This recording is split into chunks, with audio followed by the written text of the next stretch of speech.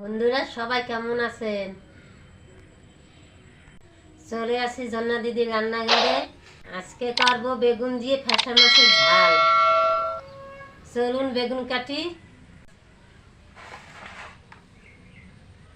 এখন আমি এই বেগুনটা মাঝখানে একটা চিড়ে নেব।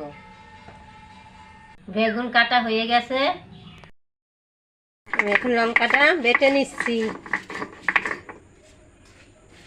দেব সর্ষে দিয়ে শুকনো লঙ্কা দিয়ে বেটে নেব।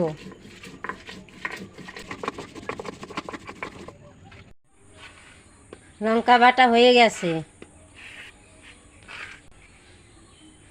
এখন বাটিতে তুলে নেব। বেগুনটা ভালো করে ধুয়ে নিচ্ছি।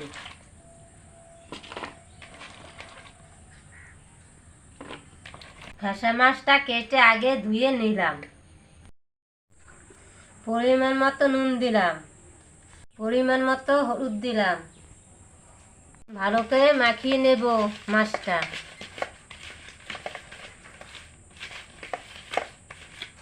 মাখানো হয়ে গেছে, পরিমাণ মতো তেল দিলাম। আমি কড়াইতে মাছটা বসিয়ে দিলাম।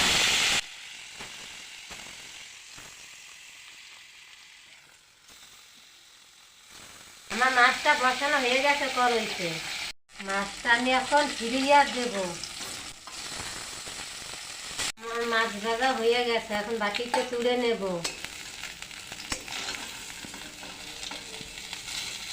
আমি জিরা ভাজাটা ভেজে নেব কড়াইতে। মাছের ঝোলে দেবো তো জিরা ভাজাটাকে ভেজে নিই। আমি পরিমাণ মতো তেল দেব।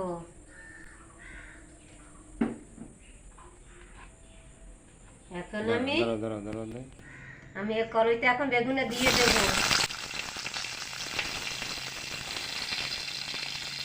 আমি পরিমাণ মতো লবণ দেব, মতো হলুদ দেব, আমি পরিমাণ মতো লঙ্কা দেব।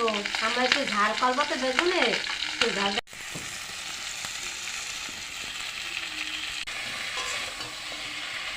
আমি নাড়ি চালিয়ে দিচ্ছি।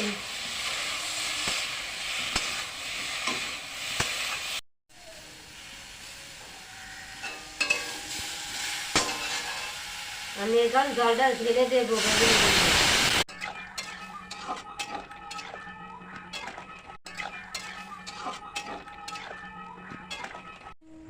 এখন আমি ঢাকা দিয়ে দেব বেগুনটা। জিরাটা বেটে নেব।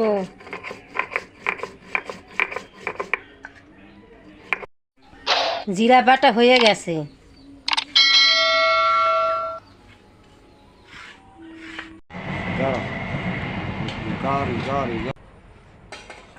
এখন আমি দেখবো বেগুনটা সেদ্ধ হয়ে গেছে।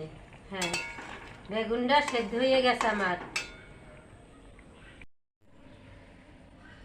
তরকারিটা ঢেলে দেব।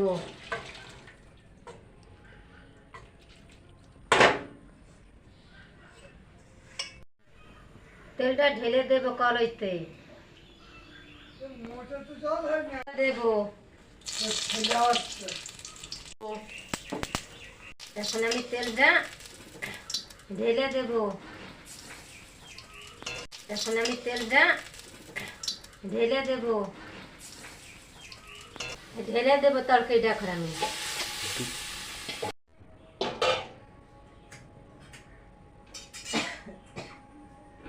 মাছটা তরকারির ভিতর দিয়ে দেবো। এখন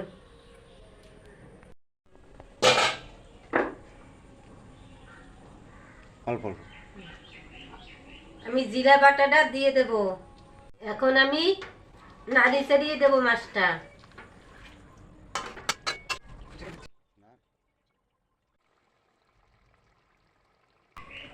তরকারিটা আমি দিলাম।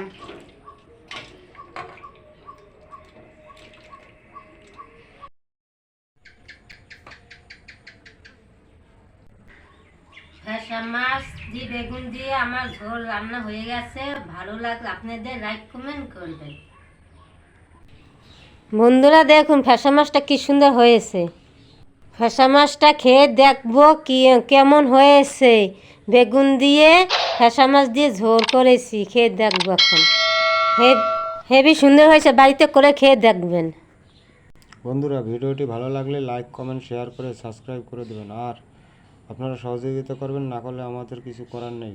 ধন্যবাদ।